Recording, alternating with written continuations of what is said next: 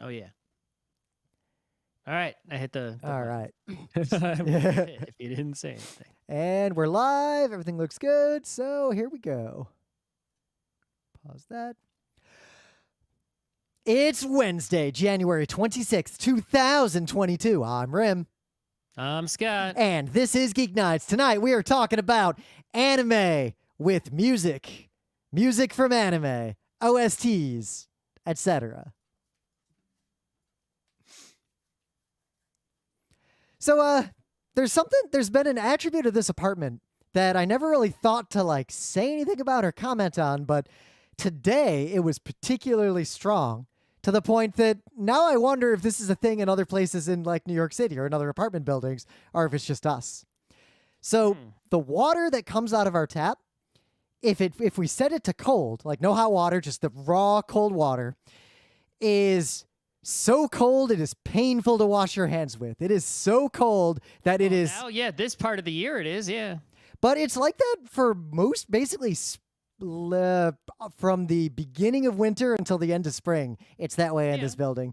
And then in the summer, it is cold, but not painfully cold.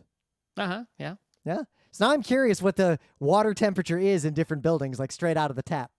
Oh yeah, it's the same temperature because it doesn't have to do with your building. I mean, I guess you could have a situation in your building. No, because I've been in other apartments, even in Beacon, where the water coming out of the tap was not significantly colder in the winter. It's a different water system in Beacon. Yep. Well, especially because I know where the water is cold from the reservoir. It's fucking freezing up in the Catskills, right? It goes through an underground aqueduct where it doesn't get any fucking warmer. No. Right? And then it goes in pipes underground. The only way that you're going to get, warmer cold water this time of year in New York City is if your building for some reason has the pipes arranged in such a way that they go near something warm. Well, that's what I was getting at, because or depending on if the building has its own water tower. A lot of buildings have a mini water tower, even if it's not on the roof. Well, if you have a water tower, it's going to be cold again because it's sitting on the roof in the freezing bucket. There are internal water towers.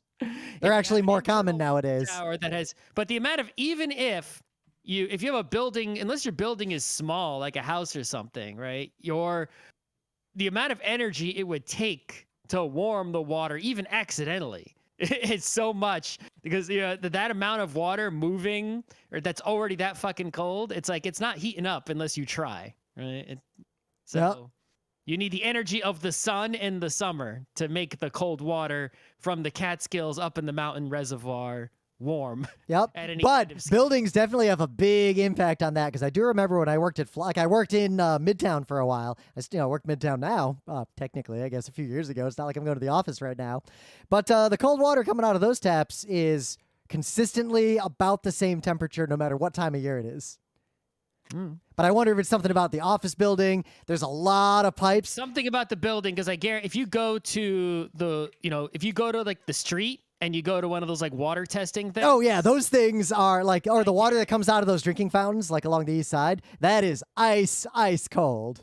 Yeah, that's going to be, in this time of year, it's going to be ice cold. So that's, it's not a problem. That's a feature. Colder the better. I want my hot tap to be dangerously hot and my cold tap to be painfully cold, just on the edge of freezing. That is one of the features that makes New York City tap water so great, is that the most of the year, the cold water is really cold. Yeah. But I guess I'm betting in those old buildings in Midtown, a lot of water is hanging out inside the building.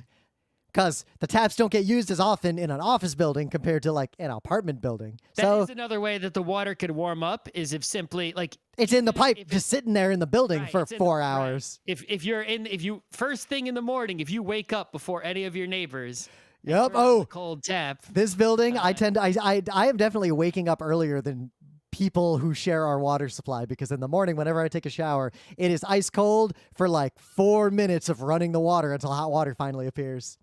Oh, until the hot water comes through. Yeah. But the same will be true on the cold side, is that it'll be kind of lukewarm for a little bit, and then the cold water from the supply will come in.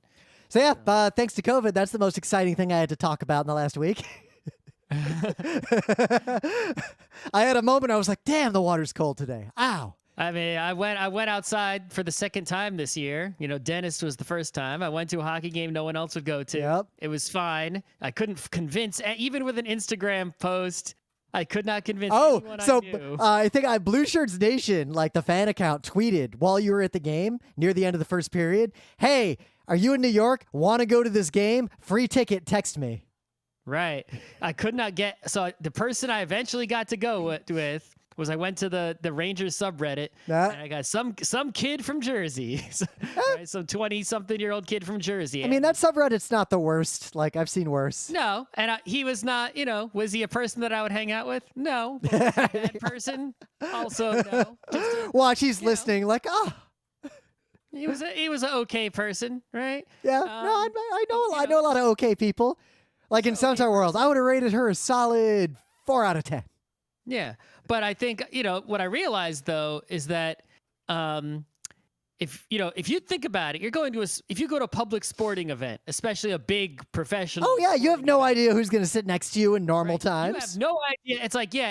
It's like unless you buy a whole luxury box or some shit. Right? It's like you are someone in your group is sitting next to a total stranger. Well, right? there are places where that doesn't happen. If you have an expensive season ticket in certain parts, if you have a luxury box, or if you are part of a non-super professional like college or something else where there's a cheering section that is regulars who always sit in the same place all the time. I already discounted your scenarios. Yep, those are the only 2 possible scenarios. But the point is, you're sitting next to a stranger anyway. So what does it matter if you give one of your tickets to a stranger?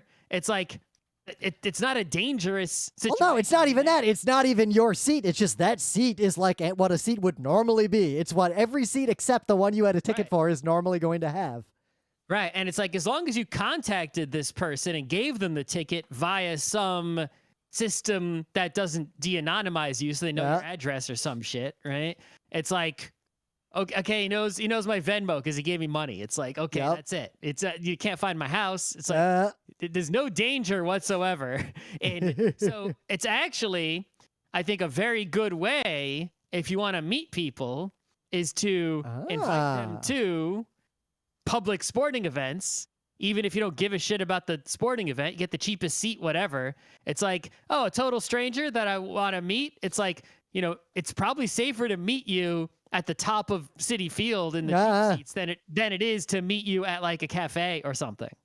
Yep, you have a lot more escape avenues if that guy has in fact appeared. And there's security there is the point, right? That's... Yeah, it's security that doesn't fuck around. Get thrown out of the stadium. Every time I've seen security react to something in a major, like in a professional sporting arena, Square Garden, which worse than. But like usually, the security people have appeared and dealt with something before I was aware there was something to deal with. Yeah, at Madison Square Garden, it's much tighter. Yep, like you hear someone go whoa, and you look, and there's already 4 security people. Yep. So yeah, if anyone is listening to this and you want to go to Madison Square Garden this year to see ice hockey, you should contact me. I feel like the time is coming soon where I'll start going again. Come on Friday. I'm really, really thinking about it. The numbers are just going down. Emily's giving me the thumbs up. She's like, come on. Emily was waffling. Well, I was waffling too on going to that other game that you went to. All right, Emily, come with me on Friday. Also, at least that game you went to, that was a fucking game. Yeah, I mean, well, that was a team that was very close in skill level to our team, right? It's like we're not the elite level of like Carolina and like Colorado. But it was a game that captured my full attention. Second level of like the very good teams, and so is LA. They beat the shit out of us in LA, but we it was keeping it close. All right. So anyway, I guess we'll get to some news. I got a little news. Gonna talk about a show that I doubt any of you have ever even heard of. I think I geekbited it once because this show is from like 2008, 2007. I didn't finish watching it, but I did watch. Neither did I. I wanted to. Quite a handful of episodes when I think that was a show that was so old I was like downloading fan subs digitally on BitTorrent. Yep. In fact, I found on my NAS. I probably still have those files on my NAS somewhere. The reason I stopped watching it is I didn't have a complete run of it, and it was a pain to pirate it. I also don't have a complete run. I only have. So, Dennou Coil, I do have a complete run. Let me check while we're talking. Dennou Coil is now just on Netflix. You can just watch it. Oh, it's already on there. Yep. Oh no. So nope. So I'm a little premature. It will be on there at midnight tonight. Oh, okay. I thought it was that the news was like it's coming soon. Yeah, coming soon is midnight tonight. All right. Well, I guess we finally have a Wednesday show. Yeah. So what I'll say is, because I only saw like 6 episodes of this show, and 2, I saw them in like 2008, 2009. Like we were still in Beacon. But Dennou Coil was super good from what I saw, and I remember it being good at the time. And it's honestly a serious sci-fi in that, much like how Ghost in the Shell, while the literal events happening in Ghost in the Shell are not like what is actually happening in cyberspace today, the topics that it addressed were eerily similar to how they were playing out today. Like, it was pretty good sci-fi. Dennou Coil is also that. I have fan subs of all 26 episodes in 720p. Dennou Coil is basically exploring what kids today are entering into in terms of what the internet is like to them. Well, today meaning 2000 something. 22, yeah. Like, the era... But I was like, it came out, not now. So an anime from 2007 scarily accurately depicted a 15-year-old. Yep. How young children today will interact with the kind of internet that exists. And it was, at least from what I saw up to the point I stopped, extremely prescient and very interesting. Yeah, I do have fan subs of the whole fucking 26 episodes. Yeah. If that's how many episodes there are, which I assume is correct. So I'm going to give this a 720p. I bet the Netflix is probably better. So. Yeah, I'm going to give this a watch because I really wanted to finish this show, and I just didn't because it was kind of annoying to find it. Well, I got it somehow, so I guess that wasn't the problem. All my files in this directory, clearly they're like from different fan subbers and different download sites. Mine are all from the same. I must have downloaded a torrent of every episode because they're all the same, every name and everything. So yeah, you got something? I do. I don't have any news, but I got a geek bite. I read this manga that came out in English called Ciguatera by, I hope I pronounced the name correctly, Minoru Furuya. Uh-huh. So Minoru Furuya is like I don't know a lot about this person, but it's like when I saw the name on the comic order form, I'm like, that's the name of a famous mangaka that I know it's the name of a famous mangaka, but I don't know what the hell they've done or who they are, but I know that name from somewhere. And I looked it up and they did, the old Ping Pong Club. Yeah. That's how they got famous originally. So I was like, aha. At least I know something about you now, even though there's not that much information in English about your works and whatnot. But I believe this is the first time any of Minoru's work has been published legally in English. Oh. So I think that's correct. So volume 1 came out from, who the hell published it? Kodansha. Look how thick this freaking thing is. Oh, right? You got it. It's a big one. Yeah. So I got around to reading it. And first of all, what I got to say is that Ciguatera, if you don't know, is the name of a certain kind of poisoning you get from eating fish that has some kind of toxins in it from the water the fish lived in. So I didn't know that until I Googled the name of the manga, and that was the top result, not the manga. And what it's about is, it's a realistic story, and it's about teenage angst and drama, right? There's a teenage kid in school. He's got a friend. They're nerds. They're nerds about motorcycles.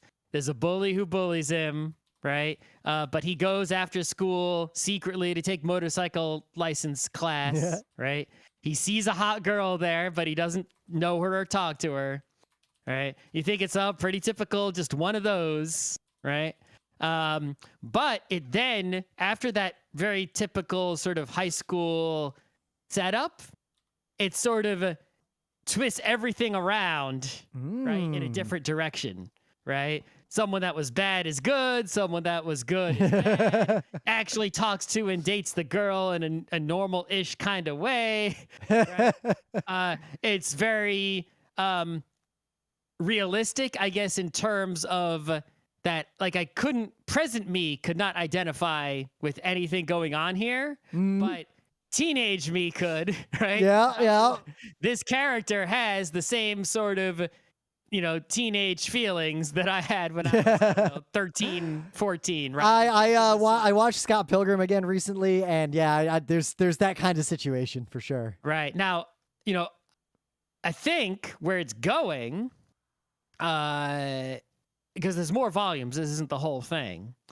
I think that there's going to be literal Ciguatera because one of the bad characters befriends some kind of fisherman and is up to something. Ah.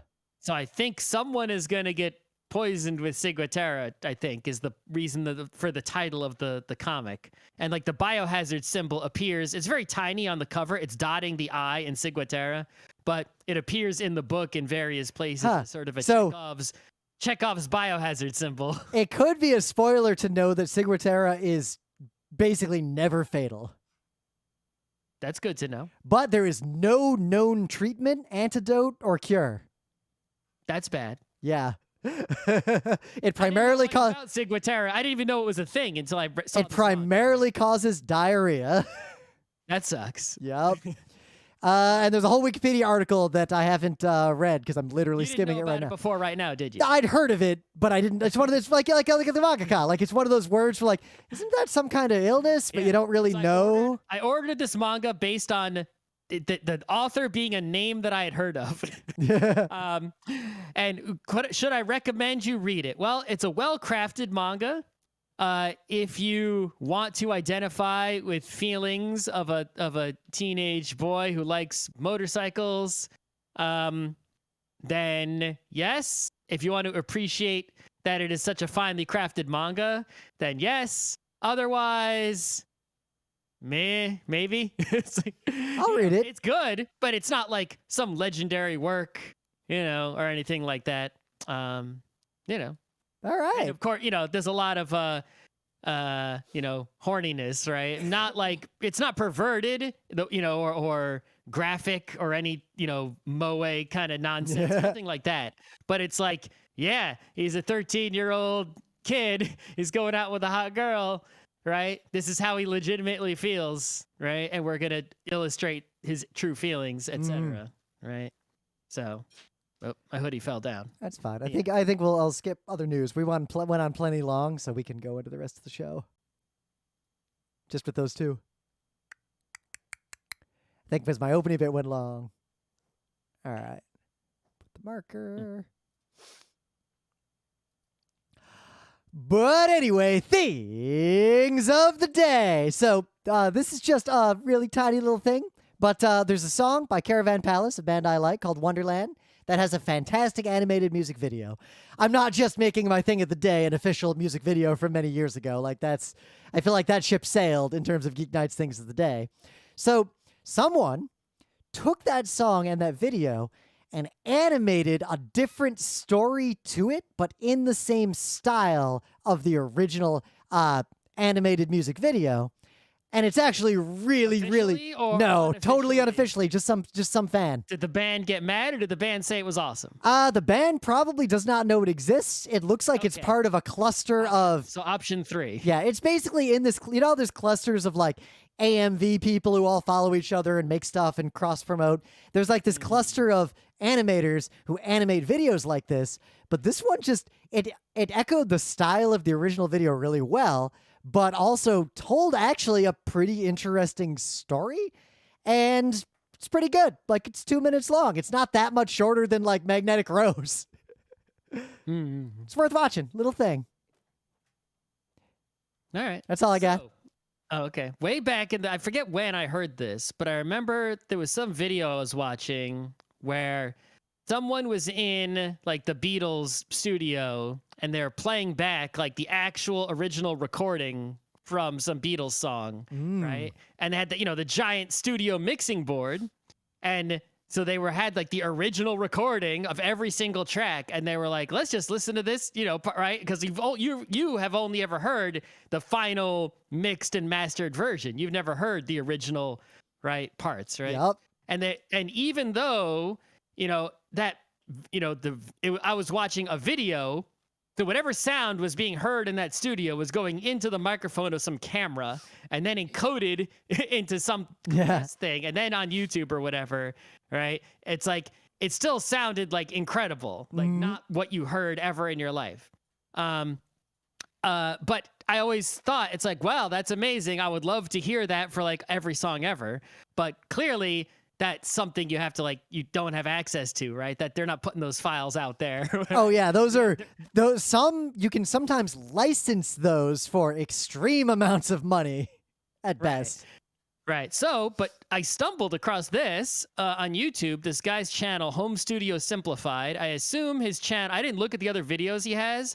I assume he's mostly talking about, home recording studio setups. But in this video, he somehow got and the top comment is I just clicked on that just as you said that. Where are you getting these multi-tracks? Answer, some awesome people in our Facebook group. So someone got the multi-track recording to the Stayin' Alive by the Bee Gees, which is, I guess, probably one of the 100 best songs ever, maybe? That's easy. I feel like that would fit into the top 100, and I would be hard-pressed to argue against it. I'd have to list. I would struggle to list 100 songs better than that quickly. It's a S-tier song, regardless of ranking, right? There might be more than 100 S-tier songs. Yeah. Regardless. So he's got every track from that song, from the original studio recording somehow, and he's not taken down from YouTube somehow. That somehow, watch this in case it does get... Though I can download this video. Good. Actually, I'm downloading it right now. Yeah, I gotta get the... He opens it up, and I think Cakewalk or whatever digital audio workstation he's using, it's not one that I have, or I've seen before, and he listens to the whole thing, and then he listens to each track individually. Some of the tracks are left-right splits, and then he'll play the two tracks together, right? And he's just listening to, piece by piece, what's going on in this song. And it's like I've heard the song again for the first time. It's unbelievable. It's like, I think the best metaphor would be cookies are delicious, right? But when you eat raw cookie dough, right? It's like, that's like something else. Or when you see comic artists, and it's you have the finished comic book, colored, inked, printed, everything, right? But then when you look at the original pencils for the same exact page, it's they're not finished, but there's actually something about them that's more powerful, that somehow got lost in the in the rest of the production process. So right? not to harp on this, but as an aside, that's kind of what Arcane's animation feels like. It looks like you just took that and made it directly and skipped that final step. All right. But anyway, I especially want to draw attention to, right? So he listens to the original, tracks of this song and, mildly comments on them. But the part, this is worth all 37 minutes of your time to listen to the whole thing. But especially, right, at the he's got YouTube chapters, so you're all good. At the 17.5-minute mark. Oh, that is literally what I just listened to. That's as far as I got. There's an acoustic guitar track that I've never heard before in my life. It must be so either not existent in the final recording or so turned down in the final recording you can't hear it. But it's this is a disco song about as dancey and disco as you can get, right? It's literally from the OST of Saturday Night Fever, the title song. It was made for that purpose. And yet, if you listen to this track, it's clearly the same song, but it sounds like it's some fucking Western track for a cowboy movie or some shit, right? It's just unbelievable. And the person playing the guitar, even though they're just playing this steady rhythm, right? Their rhythm is uncannily steady, right? It's what the hell? Who the hell is playing that guitar? Also of note, there some of the strings tracks or some of the synth string tracks, right? They sound like they're from, from old movies. They don't sound like they're. It's when you hear them in the song, as a whole, they make sense, because disco songs commonly have strings going on, right? But on their own, they sound like dramatic notes from some melodrama or something. Well, that could either be because it was sampled, or it could be because they just used it as an accent. Right. But there's also like when you listen to them on their own, there are like these subtleties to the strings that don't come across because there's too much harmonization in the final track. That are really quite unbelievable. But it's just like, yeah, this is really something. I bet this guy probably has videos of other raw tracks. It feels like this is one of his things. Yeah, so raw track reaction. I'm getting into it. And, I don't know how it could get better than this. What else is he gonna raw track react to? Right? Yeah, because it won't be nearly as exciting for a small band or like a lot of pop in that there aren't. I gotta see if he's got a Queen. Any Queen song is gonna be. I'm gonna Google right now. Before we get in. I am confident there are Queen multi-tracks out there.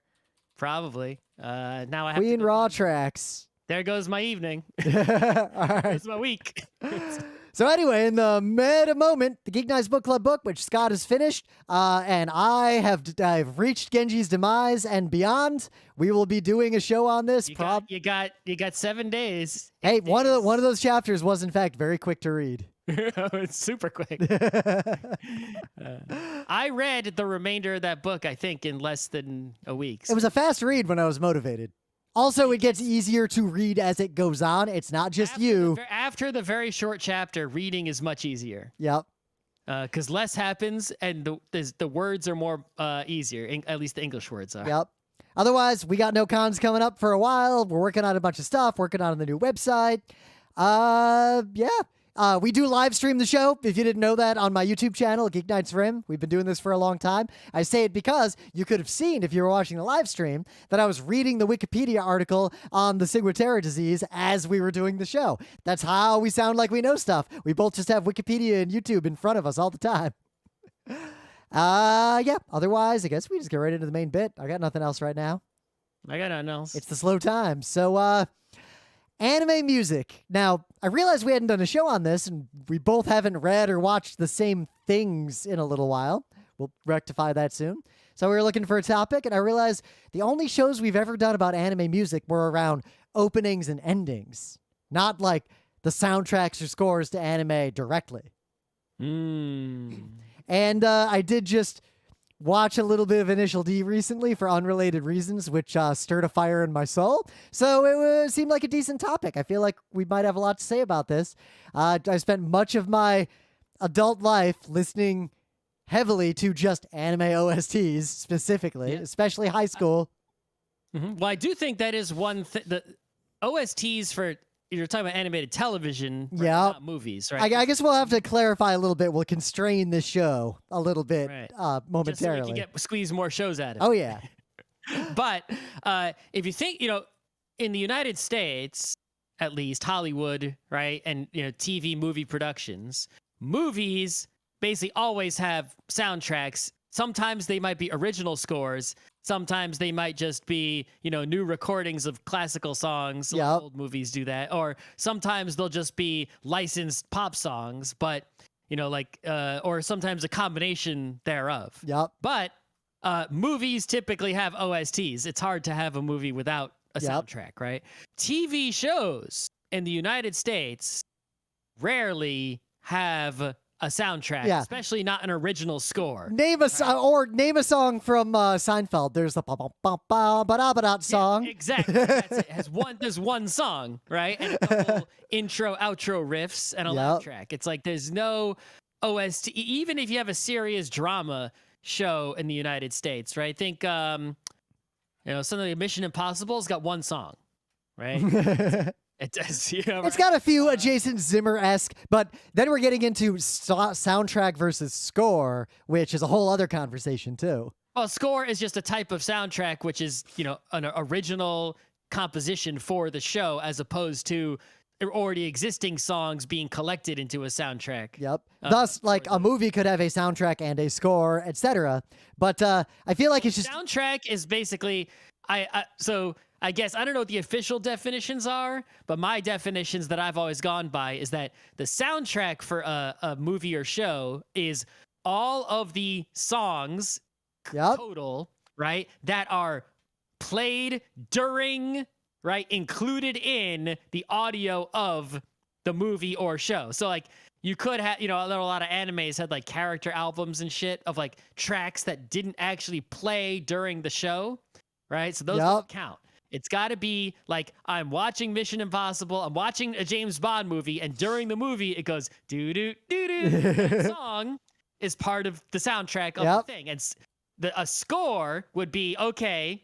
They specifically composed this collection of songs for this movie or TV show. The score of Seinfeld is one song. Right? It's right. It has an original score. It's only one song long. And a big part of that, in terms of like just the viewership and the enjoyment of these things, is imagine like an anime. We're talking about anime today, where there's a song that clearly was made for the show, and the scene was animated to match the song directly. The song was not just like laid behind an edited together scene. The song and the scene were conceived together. Well, that usually happens the most in musicals, right? Where the characters are singing the song that is part of the soundtrack. Right? But you think something like, I don't know, Independence Day just has a score, whereas something like The Matrix or Star Wars obviously has a score as its total soundtrack. But The Matrix has a score, but it also has Rage Against the Machine. Right? So it's not, the soundtrack includes the original score, but also includes already existing songs from the world. So I think for this show, we're going to exclude movies, because anime movies are just cheat mode. Like, the best music in all of anime is just a list of anime movies for the most part. Well, the fundamental point is that unlike American TV, right, Japanese animation typically has a score or at least a soundtrack to it, but quite often its own original score that you don't get. Well, like Sailor Moon has like 9 OSTs, I want to say. Right. It's like, what's the soundtrack for fucking, I don't know, an American animation TV show? Name a song from Transformers. Right, there's one. Well, Transformers the movie has songs, but it's a collected, right?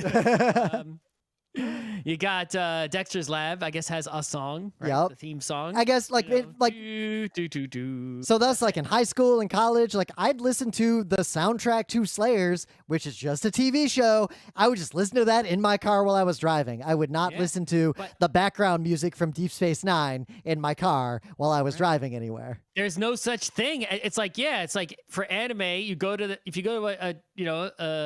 a nerdy anime store, anime OSTs are a thing. Why aren't OSTs a thing in the United States? Because things don't have a ST. They increasingly are for newer works, just like games increasingly have them. But if you look at American pop culture from like Infinity up until maybe the 2000s, a lot of shows had nothing. So most shows had nothing. If they wanted to sell a soundtrack for Powerpuff Girls, the TV show, it would be like one song on a CD, a single. It's like, I think the only soundtracks I saw for cartoons and stuff when I was a kid from the US were like, like Cartoon Planet, Space Ghost, like Bad Bug, and what are the other tracks on there? Yeah, but now like people buy the Game of Thrones soundtrack. Every video game that has original music sells that as an album. Like, it's a very different time in the US. But there's more video game soundtracks than animation soundtracks in the US. But I guess if you were an American anime fan who's about our age, you would never experience that really until you found anime, and then you're like, wait, why is there this $40 CD for Slayers? I guess Slayers has good music, and there's just all this music that's great. Yeah, I mean, a lot, when I was still buying cassettes, CDs, a good percentage of them were soundtracks to the few things that had them. Right? I had a lot of CDs that were just the soundtrack to Indiana Jones, the soundtrack to Star Wars. Exactly. Those are real good, by the way. If you listen, I highly recommend Empire Strikes Back OST. It's probably on Spotify. It's real good. It's the best of the three. You hear a lot of stuff in there that you don't hear in the movie, not because it wasn't in the movie, but because, someone's talking or there's an X-Wing exploding or something, right? So in terms of anime in particular, that's sort of why anime music looms large in the American anime fan community, because this was something that we just generally hadn't experienced from television shows in our lives up to that point. And also the novelty of it was music that was not available and on the radio either. It was almost this perfect storm of getting me obsessed with like Megumi Hayashibara. Right, I'm watching this show. The show has a score like a fucking movie does. Yep. The quality of it is unbelievable. The genre of it is one that's often I haven't heard before, sometimes, depending on the show. It's really catchy, and I want to listen to it more. And look, I was able to find, it's hard to get, but because we have internet powers and eventually globalization powers, we're finally able to get it and listen to it all we want. Oh my God, this is amazing.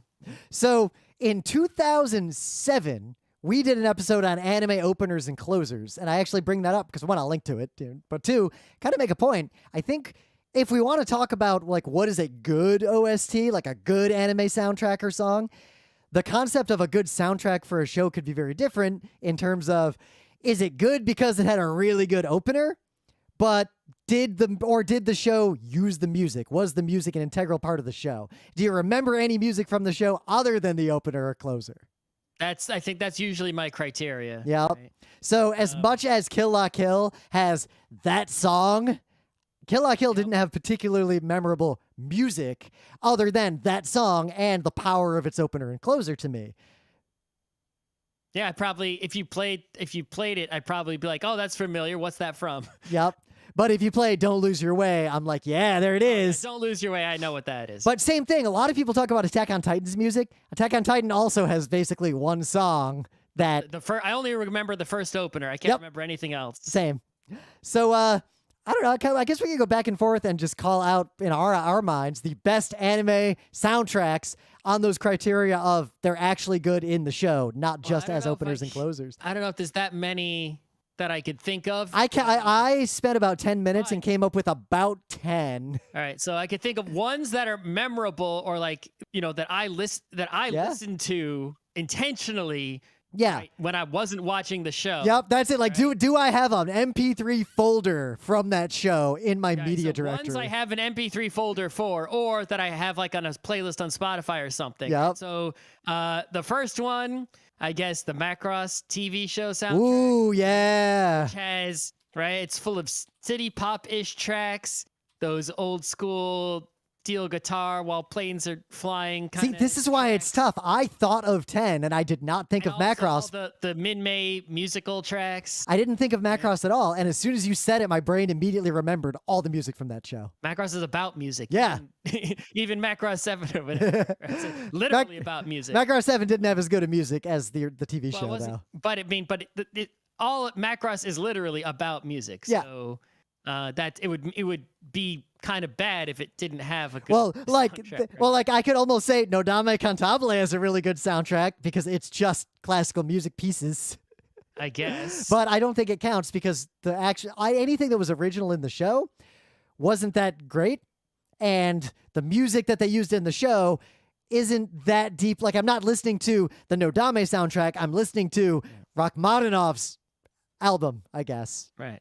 I guess the lowest hanging fruit in the universe Initial D? is Cowboy Bebop, right? I mean, Cowboy Bebop and Escaflowne. Also about music. Cowboy Bebop and Escaflowne are the two that I actually put at the top of my list in that... I thought Utena would be at the top of your Utena and Giant Robo are tied at number 3 in my list.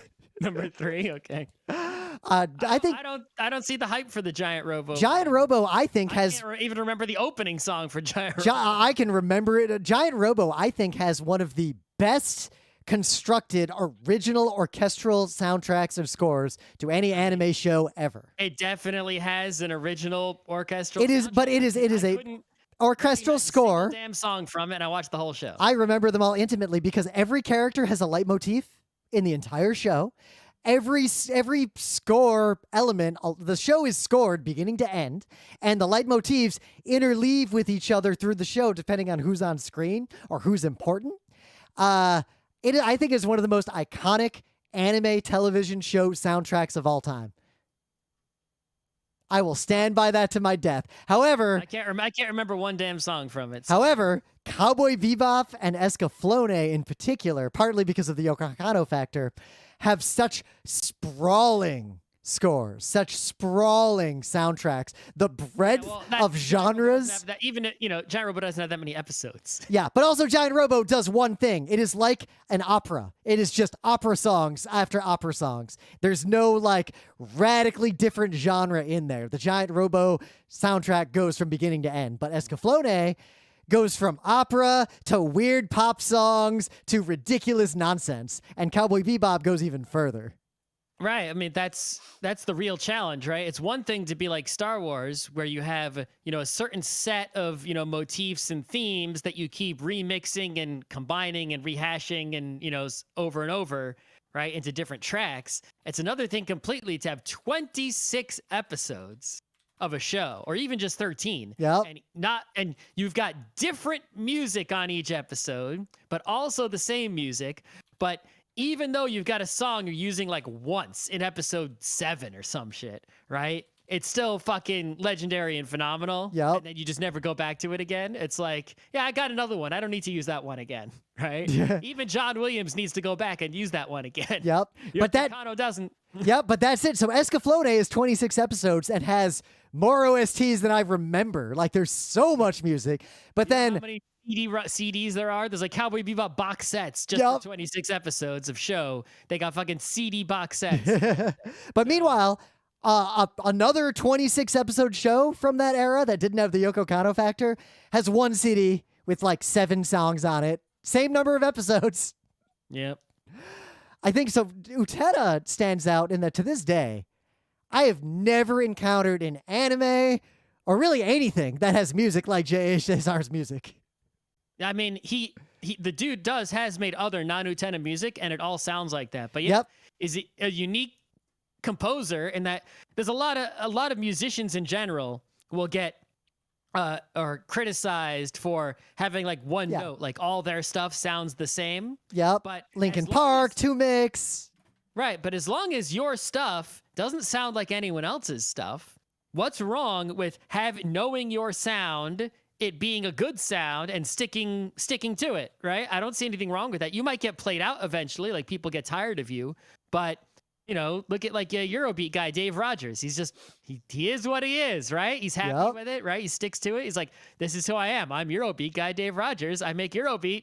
I love it, right? So Jay Cesar is like that. Is like, I make this music. It doesn't sound like anyone else's music. It sounds like I made it. No one else sounds like it. I stick to it. It's like, all right.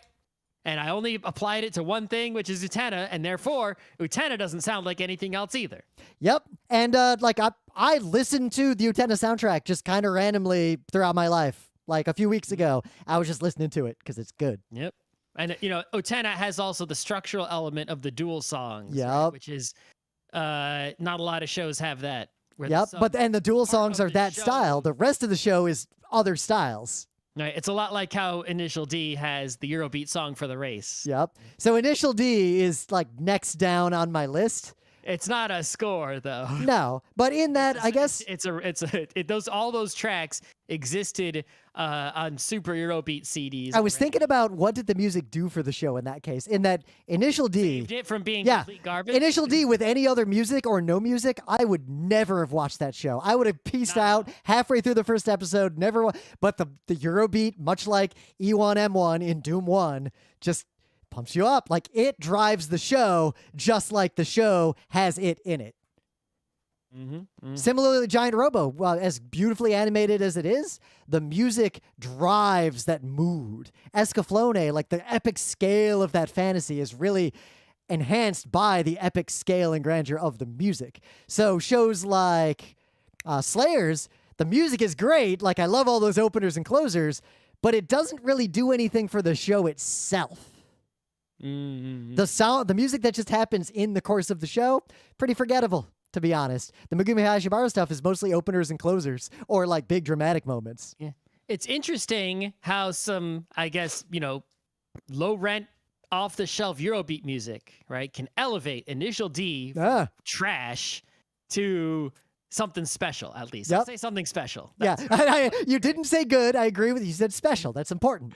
Something special, right? But meanwhile, the quite prolific Yugi Kaijira. That's next on my list. Right. Yuki Kaijira has made We- soundtracks. We have the same for taste in anime music except for Giant an Robo. enormous amount of anime and continues to do and even like Demon Slayer and stuff, right? Is Yuki Kaijira. Kimagure Orange Road was Yuki Kaijira, right? But and it all sounds much like J.A. Cesar. Yuki Kaijira soundtracks, you can tell right away who did it. Yep. Right? It's just immediately obvious, right?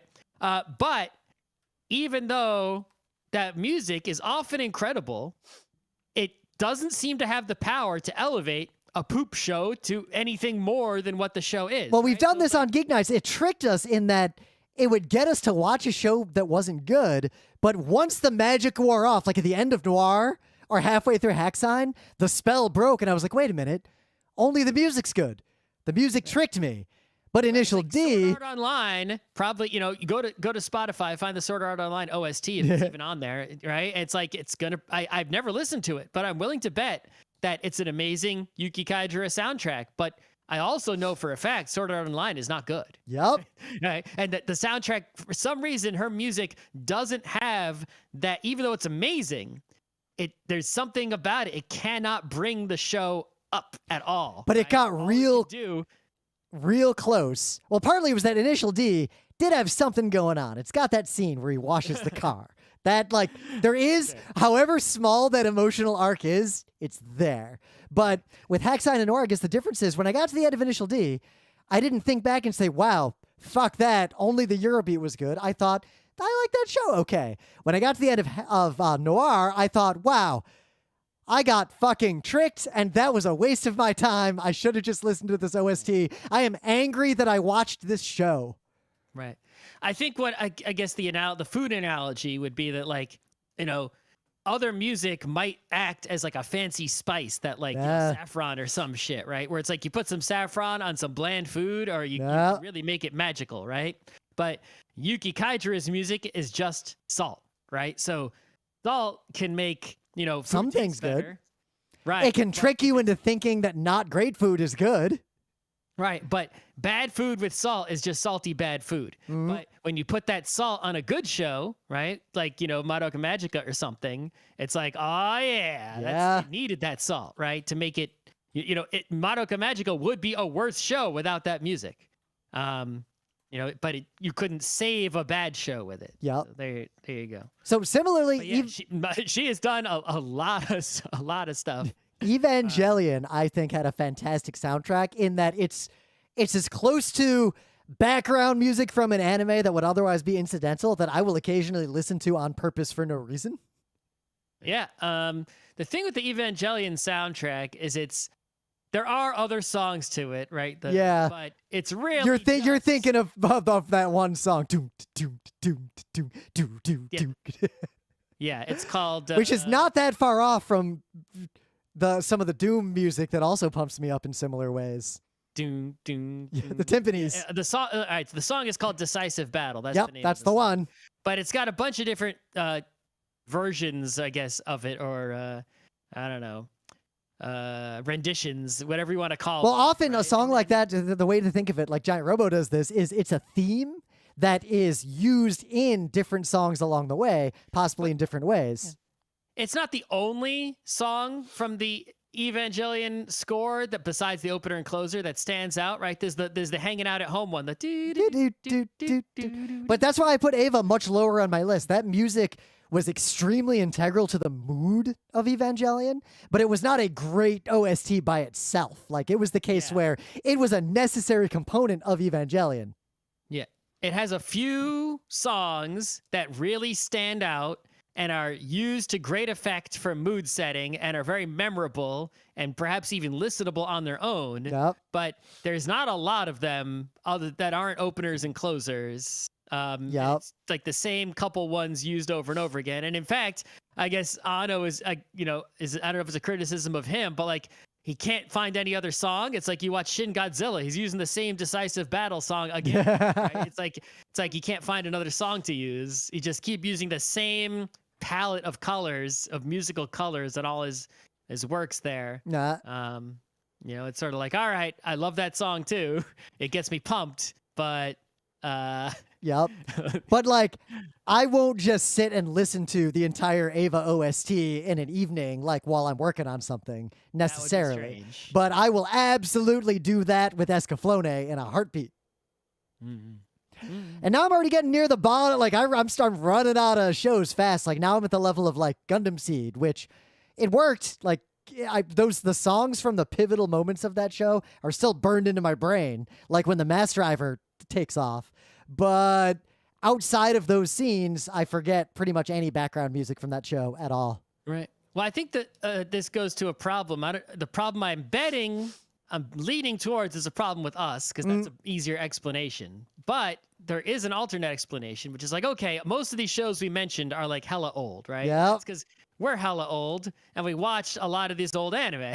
Yep. And we didn't watch as many newer anime. So therefore, we're not familiar with the newer shows, or we don't like them, or we didn't hear their soundtracks to point them out as being good. But it could also just be that, newer shows are less often having, because it's not like I haven't watched any new anime, right? It's like, what's the newest? I've watched some newer shows. Well, but more to the point, I've been watching a lot of non-anime animation and other TV shows, and their scores better than half the stuff on my list just now. Like I'm listening to them directly. Like I listened to the Centaur World soundtrack a bunch. The Arcane soundtrack is fantastic. Like there are recent shows where I have really enjoyed the OSTs, and I would put them on this list, except they're not anime. Yeah. But yeah, like, there are. I can't. Anime specifically. The other thing is, I can pick out like Beastars, the first and second, especially the second opener. Beastars does not have an OST. But the openers. What's the other Beast one that we are watched? fantastic? BNA. Yeah, BNA doesn't really have. BNA has a rockin' opener. This is the problem. A lot of the anime I like the music from that's more recent, the openers and closers might be A+ or even S tier standout songs, but then the music. Artist anime, that one doesn't really have. Yep. The music in the show is just not at the level of like a Cowboy Bebop. Yeah,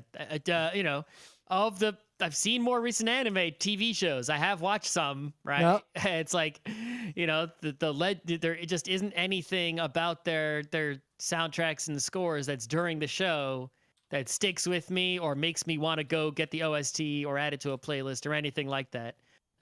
It's been a long time since an anime TV show did that. But movies do that very frequently. Yep. That's how movies roll. Generally, the way I roll is I'll see a movie, and if it had a good score, I'm probably listening to the score like off and on, semi on loop for about a week, like right after I watch the movie. Yep. That's how movies do. All right, I think we did a show there, and we left room to talk about this topic and other areas in the future. Sure. Very important. Tell us what anime we should watch, but I think I'll read that comic.